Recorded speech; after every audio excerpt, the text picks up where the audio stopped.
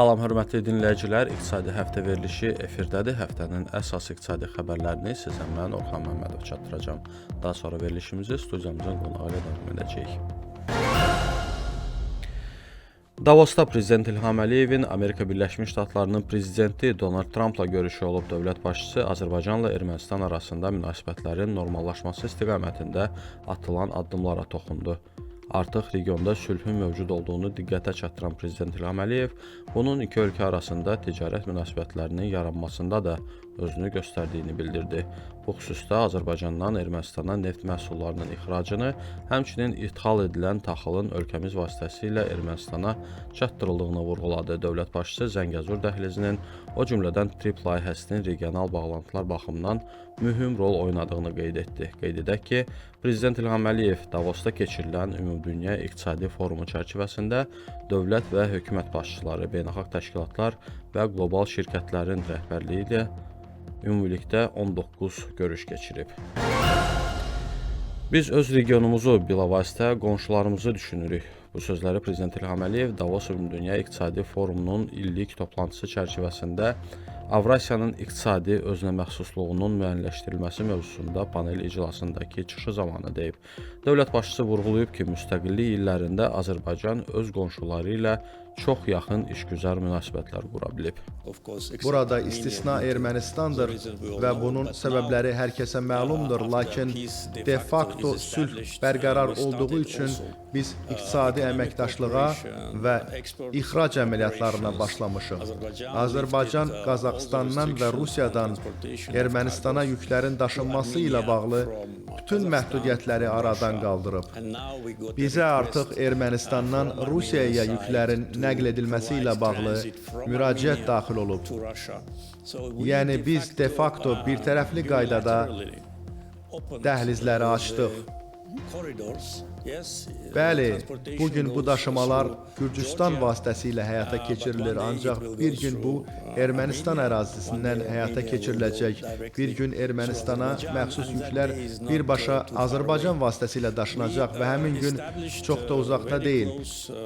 Azərbaycan növbəti 6 il ərzində günəş və külək enerjisi üzrə istehsal gücünü əhəmiyyətli dərəcədə artıracaq. Prezident İlham Əliyev Davosda Euronews telekanalının təşkil etdiyi Azərbaycan rəhbərliyi ilə Səhər yeməyi adlı tədbirdə belə deyib. Dövlət başçısı bildirib ki, 2032-ci ilə qədər ölkədə günəş və külək enerjisi üzrə 8 giqavat gücün əldə ediləcəyi gözlənilir. Günəş və külək potensialımız çoxdur və biz böyük imkanlar görürük. Biz artıq bir neçə layihə üzrə müqavilələr bağlamışıq və hazırda enerji toplaması qurğuları haqqında düşünürük. İlk yer artıq müəyyən edilib. Biz ötürücü xətlərə investisiya qoyuluşunu gözləyirik, çünki məqsədimiz yaşıl enerjinin ixracıdır. Məlumatlar mərkəzlərinə gəldikdə isə hesab edirik ki, Azərbaycan sərmayədarlar üçün əsas mərkəzlərdən birinə çevrilə bilər. Birincisi enerji ucuzdur. İkincisi əlavə imkanlarımız var. Hətta bugün istifadə etmədiyimiz və ötürmə imkanlarının məhdudluğu səbəbindən ixrac edə bilmədiyimiz 2 gigavat elektrik enerjimiz mövcuddur. 6 il ərzində bu göstərici 8 gigavata çatacaq və regionumuzda heç bir ölkə bu qədər əlavə gücə malik deyil. Əksər ölkələr idxaldan asılıdır. Bəziləri hətta enerji çatışmazlığı ilə üzləşir. Məhz buna görə də məlumatlar mərkəzləri üçün maksimum səmərəliliyin əldə oluna biləcəyi yer Azərbaycandır. Biz bu istiqamətdə fəal işləyirik. O cümlədən Davosda keçirdiyim görüşlər və nümayəndə heyətlərinin təmasları vasitəsilə. Beləliklə, beynəlxalq əməkdaşlıq axtardığımız 2 əsas investisiya sahəsi bunlardır. Prezident İlham Əliyev bildirib ki, üçüncü sahə mədənçilikdir və bu sahə nisbətən yenidir. Nadir metallarımızın əksəriyyəti son 5 və 2 il ərzində Ermənistanın işğalından azad edilmiş ərazilərdə yerləşir. Hazırda ən müasir texnologiyalardan istifadə etməklə fəal tədqiqat mərhələsindəyik ki, potensialımızı dəqiq müəyyən edək. Potensialın mövcudluğu Sovet dövründə aparılmış araşdırmalardan məlumdur. Lakin o texnologiyalar tamamilə köhnə idi. Mədənçilik, bərpa olunan enerji, süni intellekt və məlumatlar mərkəzləri xarici investisiyaların cəlb olunması üçün əsas hədəflərdir. Maliyyə naziri Sahil Babayev Dünya Bankının Avropa və Mərkəzi Asiya regionu üzrə dayanıqlı inkişaf üzrə regional direktoru Sameh Naguyev Vahba və Cənubi Qafqaz üzrə regional direktoru xanım Rolande Price ilə görüşüb. Görüş zamanı Azərbaycanla Dünya Bankı arasında əməkdaşlığın inkişaf etdirilməsi imkanları, bankın ölkəmizdə icra etdiyi cari və gələcək proqramlar, xüsusilə su və kənd təsərrüfatı sektorlarında tərəfdaşlığın mövcud vəziyyəti və perspektivləri müzakirə olunub. Həmçinin nəqliyyat, logistika və yol infrastrukturu sahələrində əməkdaşlıq imkanları barədə fikir mübadiləsi aparılıb. Tərəflər bu istiqamətlər üzrə potensial layihələrin icrası, regional inteqrasiya perspektivləri və dayanıqlı infrastrukturun inkişaf etdirilməsi məqsədi ilə qarşılıqlı fəaliyyətin gücləndirilməsinin vacibliyini vurğulayıblar. Sokar Koddivarda yerləşən Balin neft-qaz yatağının işlənməsi layihəsində 10% iştirak payının alınması ilə bağlı Eni şirkəti ilə saziş imzalayıb. Sənədi Sokarın prezidenti Rövşən Nəcəf və Eni şirkətinin baş icraçı direktoru Claudio Descalzi imzalayıblar. Qeyd edək ki, Balin Qərbi Afrikada son illərdə aşkar edilmiş ən iri neft-qaz yataqlarından biri hesab olunur. Dənizdə yerləşən nəhəng neft və qaz yatağı 2021-ci ildə kəşf edilib və 2023-cü ildə hasilatına başlanılıb. Hazırda Balin yatağından işləmənin birinci və ikinci mərhələləri çərçivəsində gündəlik 62.000 bareldən artıq neft və 2,1 milyon kubmetrdən çox qaz hasil edilir. Üçüncü mərhələnin işə salınması ilə gündəlik hasilatın 150.000 barel neftə və təxminən 5,7 milyon kubmetr qaza çatdırılması nəzərdə tutulur. Balin Afrikada ilk xalis sıfır emissiyalı dəniz neft-qaz layihəsidir. Sokar Karbamid zavodu Dünya İqtisadi Forumunun nüfuzlu qlobal mayak şəbəkəsinə Global Lighthouse Network üzv qəbul edilib, eləcə də forumun rəqəmsal mayak Digital Lighthouse Award mükafatına layiq görülüb. Mükafat Sokarın Müşahidə Şurasının sədri, İqtisadiyyat naziri Mikhail Cabbarova təqdim edilib. Bu nailiyyət sistemli transformasiya, innovasiya və rəqəmsallaşma istiqamətində səmərəli fəaliyyətin sənaye 4.0 texnologiyalarının iş prosesinə yüksək effektivliklə tətbiqinin nəticəsidir. Mikhail Cabbarov belə deyib. 2018-ci ildə təhsil olunan Global Lighthouse Network sənaye 4.0 texnologiyalarını iş prosesinə ən yaxşı tətbiq edən şirkətlərin platformasıdır. Süni intellektdən və digər 4-cü sənaye inqilabı texnologiyalarından düzgün istifadə edən, istehsalat sahələrində və dəyər zəncirlərində yüksək nəticələr əldə edən, innovativ yanaşmalar sayəsində əməliyyat effektivliyini artıran, ətraf mühitə təsiri azaldan və bazar dəyişikliklərinə daha çevik reaksiya vermək imkanını qazanan şirkətlər bu şəbəkəyə qoşulma imkanı əldə edir. Global Lighthouse Network platforması üzv müəssisələrə təcrübə mübadiləsini aparmaq, görüşlər keçirmək, yeni əməkdaşlıqlar qurmaq üçün əlavə imkanlar yaradır. Bugünə qədər Azərbaycan, Qazaxıstan, Tacikistan, Qırğızstan və Özbəkistan Mərkəzi Asiya üçün bərpa olunan enerjidə sürətləndirilmiş tərəfdaşlıq APREKA proqramına qoşulub. Biz Türkmenistanı da bu tərəfdaşlığa qoşulmağa və dayanıqlı enerji gələcəyinə doğru yolunu sürətləndirməyə dəvət edirik. Bu sözləri Beynəlxalq Bərpa olunan Enerji Agentliyi İRENA-nın baş direktoru Francesco Lacamera Beynəlxalq Təmiz Enerji Günü münasibəti ilə təşkil olunan dəyirmi masada çıxışı zamanı deyib. İRENA Azərbaycanda 2026-cı ilin iyununda Mərkəzi Asiya üçün enerji keçidi investisiya forumu təşkil edəcək. Agentliyimiz investisiya boşluğunu aradan qaldırmağı və inkişaf etməkdə olan bazarlarda perspektivli bərpa olunan enerji layihələrini dəstəkləməyə hədəfləyir. Maliyyə bizim enerji, iqlim və sosial-iqtisadi məqsədlərimizin hər bir aspektinin təməlidir, deyə o bildirib. Çinin iri liman şəhərlərindən olan Tianjindən Transxəzər beynəlxalq nəqliyyat marşrutu orta dəhliz vasitəsilə Azərbaycana yük qatarı xətti açılıb. Azərtac xəbər verir ki, yanvarın 19-da bu xətt üzrə ilk yük qatarı Tianjindən yola düşüb. Polad borular, məişət avadanlığı və digər mallarla yüklənmiş qatar Çinin Horgoz gömrük məntəqəsindən Qazaxstana, oradan isə Xəzər dənizi ilə Bakıya çatacaq. Qatar təxminən 7000 kilometrlik yolu 20 günə qət edəcək. Bu, ənənəvi dəniz yolundan 10 gün qısadır. Gələcəkdə Tianjindən gələn yüklərin Bakıdan digər təyinat məntəqələrinə göndərilməsi də planlaşdırılır. Qeyd edək ki, hazırda Çinin bir neçə şəhərində orta dəhliz vasitəsilə Azərbaycana yük qatarı xətti fəaliyyət göstərir. 2025-ci ildə KOP subyektlərinin biznes sahəsində bilik və bacarıqlarının yaxşılaşdırılması, sahibkarlığa dair məlumatlılıq səviyyəsinin artırılması məqsədi ilə Kiçik və Orta Biznesin İnkişafı Agentliyi tərəfindən 751 təlim təşkil olunub. KOBİAdan bildirilib ki, Bakı şəhərini və regionları əhatə edən təlimlər KOB-ların ehtiyaclarına uyğun olaraq satış, marketinq, mühasibatlıq, işçi heyətinin idarə edilməsi, brendləşmə, biznesdə innovasiyaların tətbiqi, biznes planının hazırlanması, layihələrin idarə olunması, yaşıl iqtisadiyyat və digər mövzuları əhatə edib. 2025-ci ildə ölkədə 129,1 milyard manatlıq və ya əvvəlki illə müqayisədə 1,4% çox ümumi daxili məhsul istehsal olunub. Bu barədə Dövlət Statistika Komitəsi məlumat verir. İqtisadiyyatın neft-qaz sektorunda əlavə dəyər 1,6% azalıb, qeyri-neft-qaz sektorunda isə 2,7% artıb.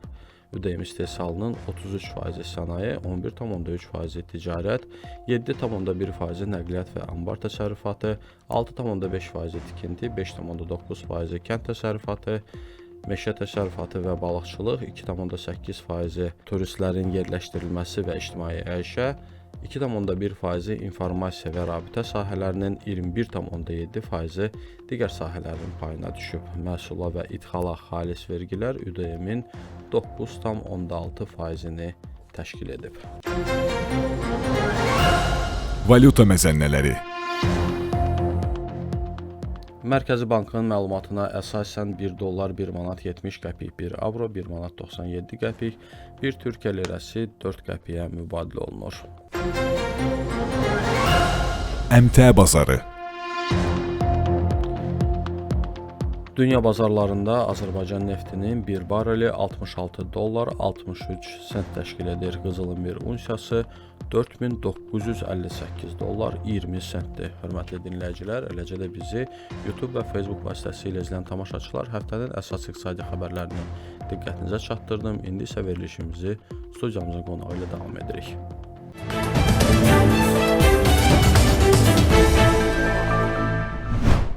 Studiyamızın qonağı İqtisadi İslahatların Təhlili və Kommunikasiya Mərkəzinin şöbə müdürü, İqtisad Elmləri doktoru Aqil Əsədovdur. Aqil müəllim, xoş gördük sizi studiyamızda. Salam, xoş gördük.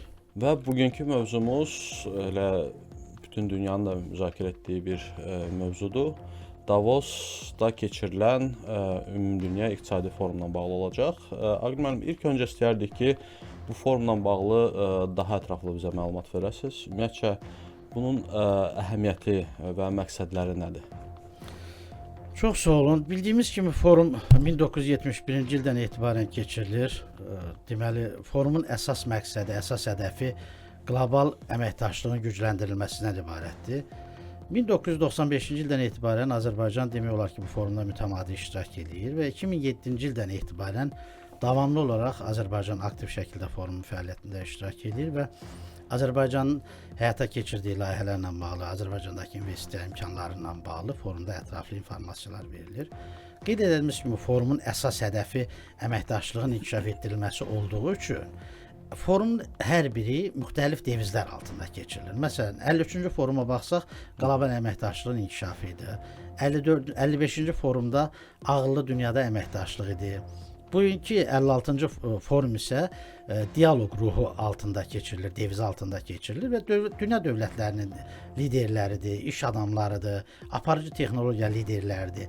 Bu bir araya toplayaraq qlobal inkişafa, qlobal əməkdaşlığa dəstək verməkdən ibarətdir. Konkret olaraq 56-cı forumun əsas 5 prioriteti vardır. Mübahisəli dünyada əməkdaşlığın inkişafı, yeni iqtisadi artım imkanlarının üzə çıxarılması, dünyada rifah halının yüksəldilməsi, innovasiyalara məqsədli, ağıllı deməli tətbiqi və bu istiqamətlərdə əsas prinsiplər bu idi və buradan da çıxdığı kimi qlobal və qlobal geo-iqtisadi, geosiyasi münasibətlərin, problemlərin müzakirəsi, onların həlli yollarının müzakirəsi, qlobal əməkdaşlığın gücləndirilməsi, innovasiya və qabaqcıl texnologiyaların tətbiqinin genişləndirilməsi, bax, bu məqsədlərə xidmət edir forum ümumilikdə.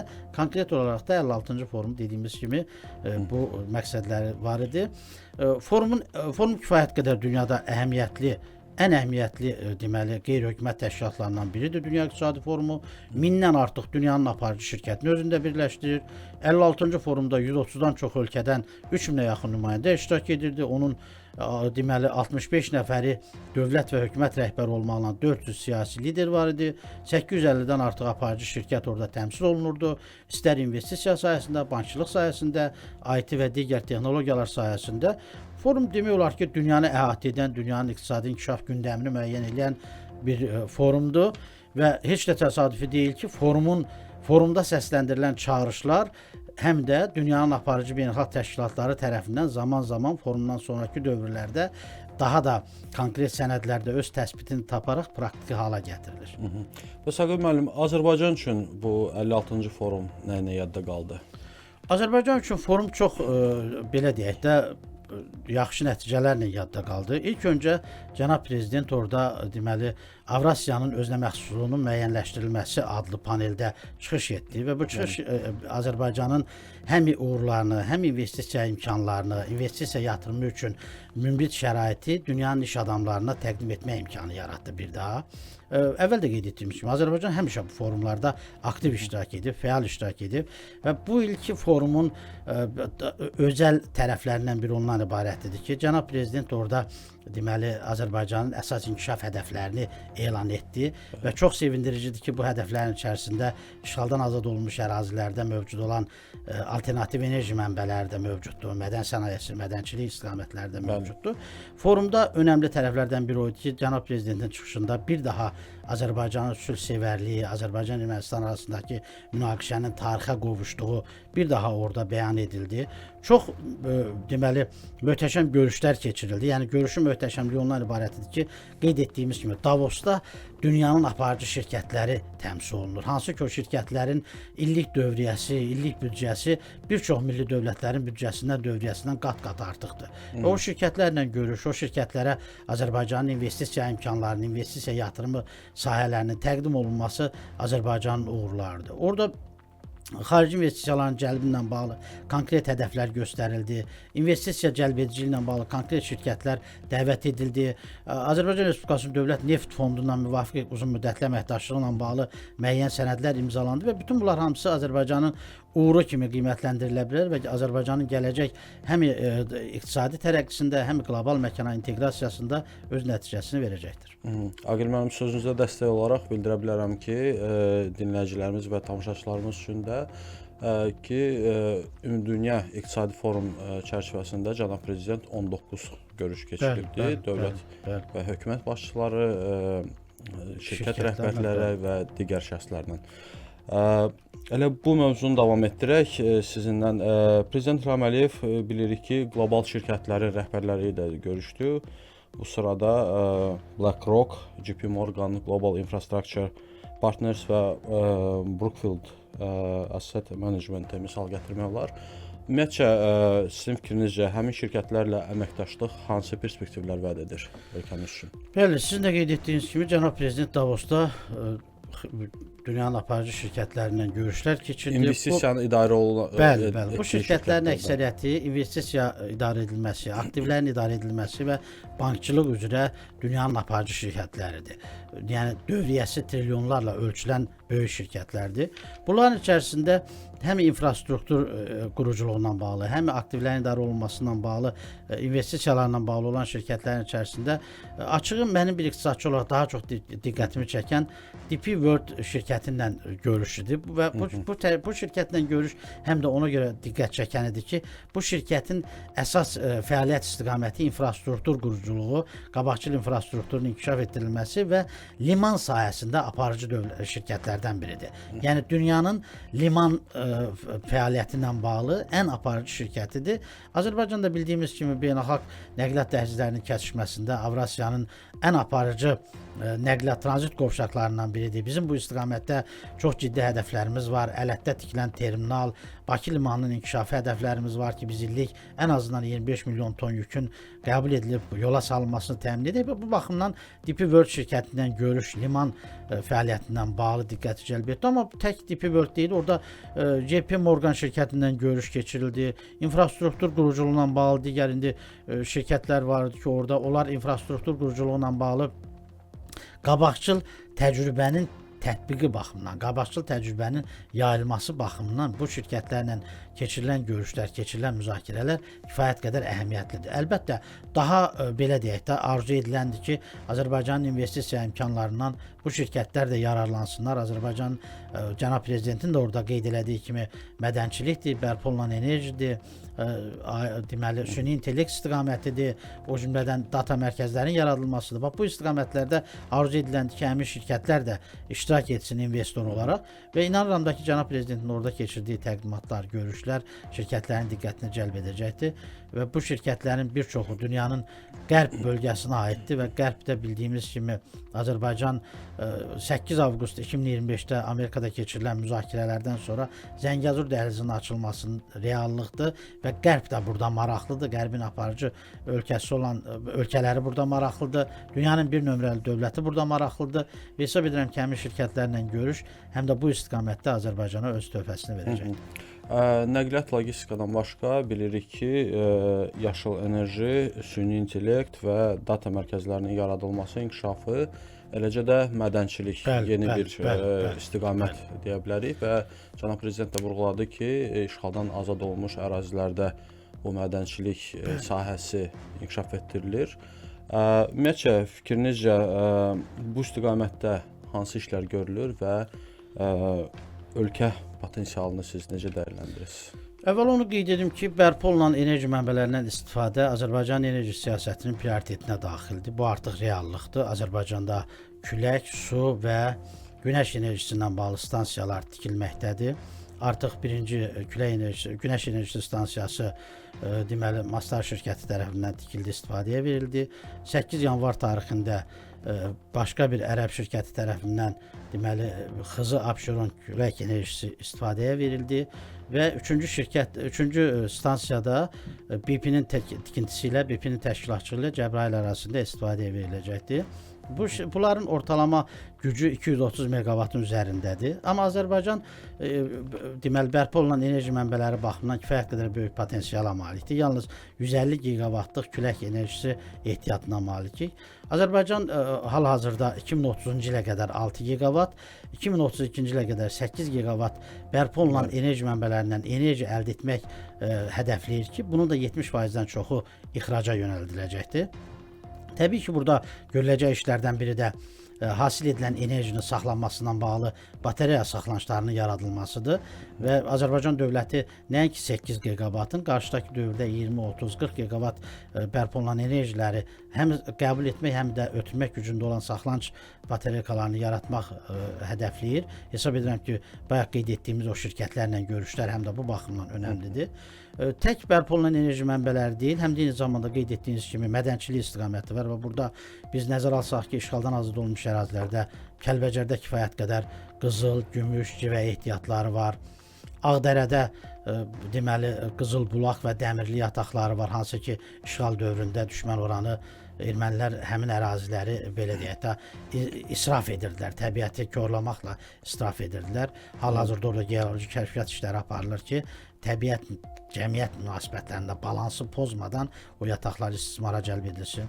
Daşkəsən ərazisində Gədəbəydə artıq istismar edilən, kəşf olunmuş yataqlar var və bütün bunlar hamısı Zəngilanda Vecnali yatağı var. Zəngilanda var, Aysol. Ümumiyyətlə Azərbaycanda kifayət qədər ehtiyatlar var. Biz indi qiymətli metalları, əlvan metalları dedik, amma kifayət qədər digər deməli dağ mədən sənayesinin inkişafından bağlı digər resurslar da mövcuddur və bunlar da hesab edirəm ki, dünyanın aparıcı şirkətlərini cəlb edə biləcək istiqamətlərdir. Çünki bu məhsullarda dünya bazarında kifayət qədər reytinqə malik olan məhsullardır. Məsələn, bu yaxınlarda bir hesablama vardı. Son bir ildə qızılın qiyməti 70% bahalaşıb. Yəni qızıl da dünya bazarında digər dünya bazarının aparıcı məhsulları, neft, qaz kimi belə deyək də şirkətlərin diqqətini cəlb edə bilən bir sahədir. O ki qaldı süni intellekt və data mərkəzlərinin yaradılmasından bağlı. Onu qeyd edim ki, süni intellektlə bağlı, həm də data mərkəzlərinin yaradılmasından bağlı Azərbaycan konkret strategiya qəbul edibdir.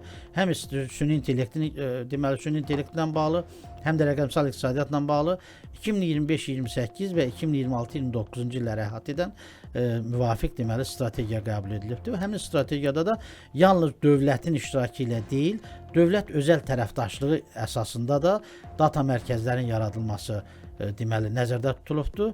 Bu istiqamətdə konkret hədəflər müəyyən edilibdir. Ona görə hesab edirəm ki, proqramların yekununda artıq 2029-cu ildə, 2030-cu ildə cənab prezidentin vurğuladığı istiqamətlərdə artıq Azərbaycanın həm süni intellekt baxımından, həm data mərkəzlərinin yaradılması baxımından konkret uğurları olacaqdır.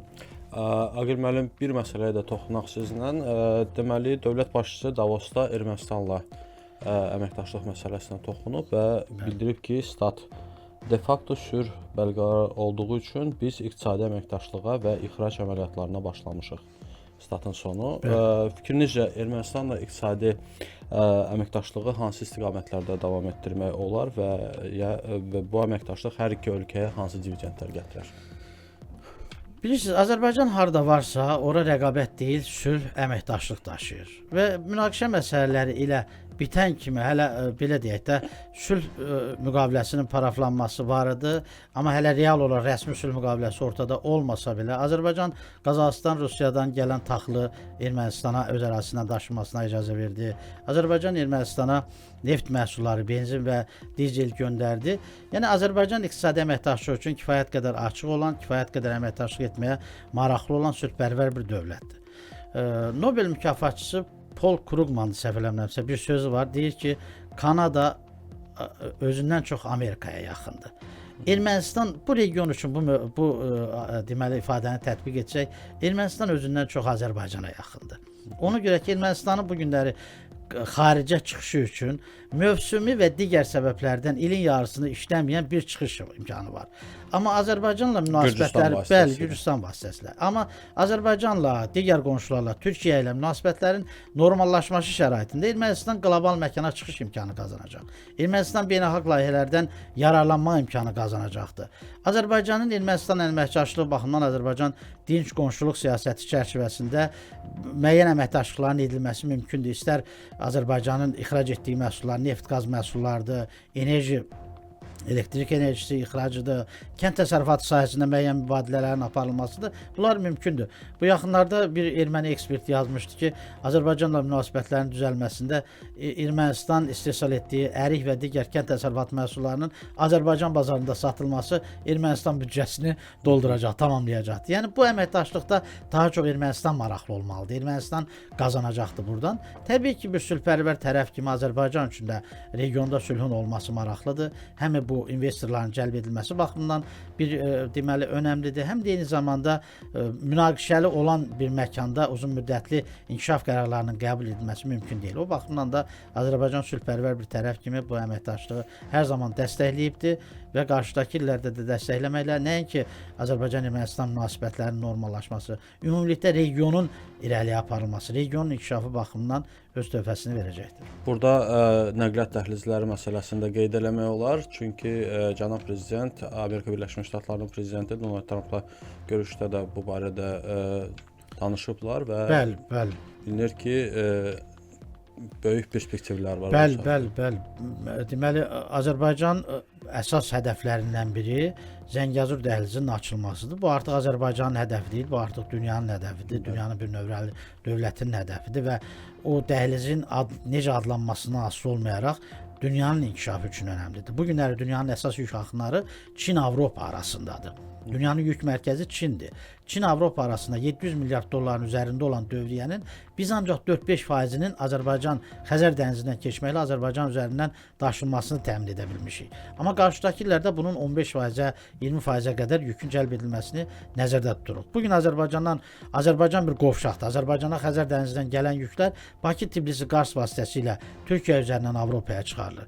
Amma yaxın gələcəkdə Zəngəzur dəhlizi vasitəsilə Türkiyə üzərindən daha asan şəkildə Avropaya çıxarılacaqdır. Eyni zamanda Azərbaycan bayaq qeyd etdiyimiz kimi o əməkdaşlığı, sülhü o qədər qoruyan bir dövlətdir ki, həm də Azərbaycanın təşəbbüsü ilə bildiyiniz kimi Zəngəzur dəhlizinin yaxınlığında Ağbənd körpüsü tikilir. Yəni Zəngəzur dəhlizi həm də İran ərazisindən Fars körfəzinə çıxış imkanı yaradacaqdır. Bu baxımdan Azərbaycan yalnız Bakı, Tbilisi, Qars üzərindən deyil, həm Zəngəzur deməli Azərbaycanın ayrılmaz tərkib hissəsi olan Naxçıvandan Türkiyəyə, həm də eyni zamanda Ağbənd vasitəsilə Ağbənd körpüsündən keçməklə Fars körfəzinə çıxış imkanı əldə edir. Əlbəttə bu Azərbaycan üçün önəmlidir, amma region üçün Azərbaycan üçün olandan daha vacibdir, daha önəmlidir. Konkret desək Ermənistan üçün bu mən deyərdim ki, həyati əhəmiyyət kəsb edir. Ermənistan bu dəhlizdən həm öz məhsullarını xaricə çıxarmaq baxımından, həm eyni zamanda beynəlxalq iş adamlarını Ermənistan ərazisində cəlb etmək baxımından deməli müvafiq dividendlər əldə edəcəkdir.